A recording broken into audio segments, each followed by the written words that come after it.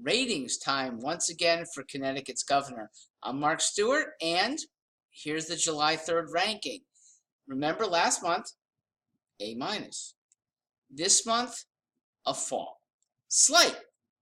And that might be surprising to some people because he's been excoriated for so many non-activities and activities. So Governor Lamont hangs in there with a B plus, and actually it's on the cusp of A minus. It's one of these, like in school, where if you kiss up just the right way, your teacher could get you from B plus to A minus.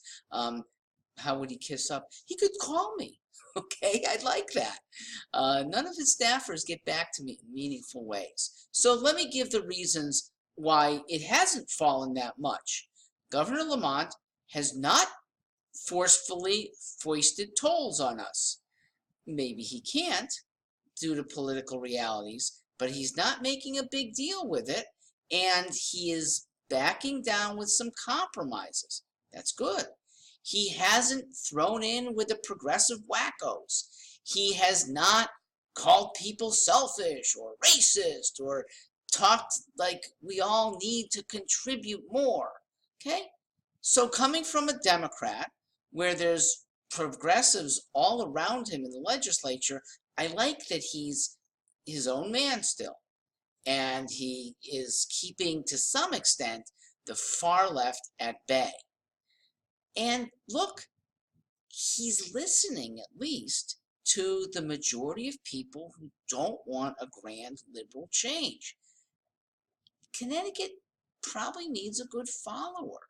If you trust the people, and we're not in an emergency situation, people aren't wayward, following them is all you need. Maybe not a good leader, but a good follower. So the bad is bad. Signing the minimum wage bill knocks people out of jobs, keeps businesses from coming here. Clear. Signing the family leave tax. It's such a charade because it can't work.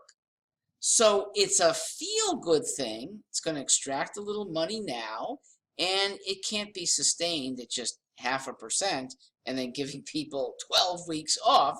The numbers don't add up. But look, those two bad things have been baked in. They're part of the elected Democrats' mantra. So these you could expect. I guess it does mean that my party, the Democrats, are the lower expectations party. And yes, I do have two standards. B plus for Ned is different than if it were a Republican. So here's why it is a B plus and not a B minus. I like in these last few days how Governor Lamont endorsed Joe Biden. Now, that's a stand-up thing to do when a candidate is falling precipitously in the polls. And he's not being fingered to the wind. He's got some principle behind it. What he's announced is not a really great principle, but all politicians tend to be acting on these. Reason one that he announced: when my campaign needed a push, Joe Biden was there. Okay, so there's a scratch my back, I'll scratch yours. Not sure how good that is in politics.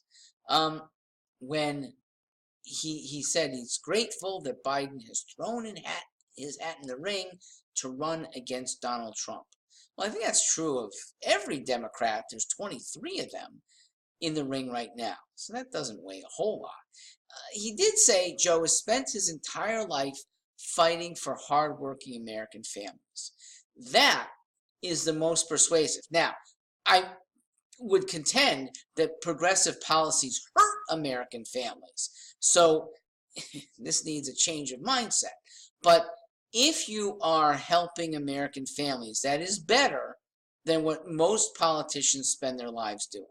So I like the stand-up character. I think that bodes generally well for the governor of the Connecticut for these next 3.5, maybe longer. I'm Mark Greenstein. Again, give me a call. We might get you up to A-, because maybe you'll do some of the suggestions that I've had on the plate for the last year and a half now. Okay, all the best. Happy 4th.